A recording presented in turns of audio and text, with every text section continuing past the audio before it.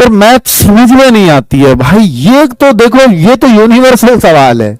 अब आप कहो सर मैथ समझ में ही नहीं आती और आपके एग्जाम में बच रहे हो 25 दिन, तो क्या कोई समझा सकता है आपको मैथ्स?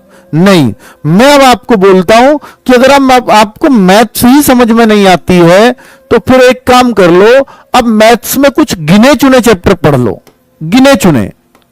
मैं अगर गिने चुने आपको बताऊं तो मेरे भाई 25 मार्क्स, 25 क्वेश्चन आएंगे आपके मैथ्स में से।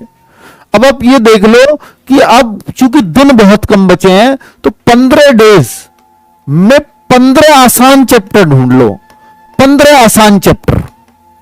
आप कहो सर 15 नहीं कर सकता मैं, छोड़ दो, 10 आसान चैप्टर।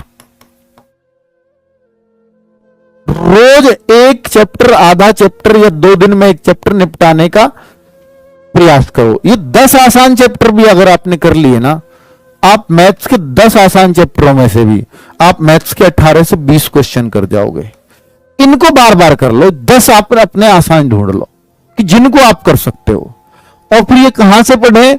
अगर आपको मैथ्स बिल्कुल नहीं आता तो मैं आपको दे रहा हूं उन 10 आसान चैप्टर को सूर्य बैच से पढ़ लेना। सूर्य बैच अंकित भाटी, ये डाल देना मैथ्स।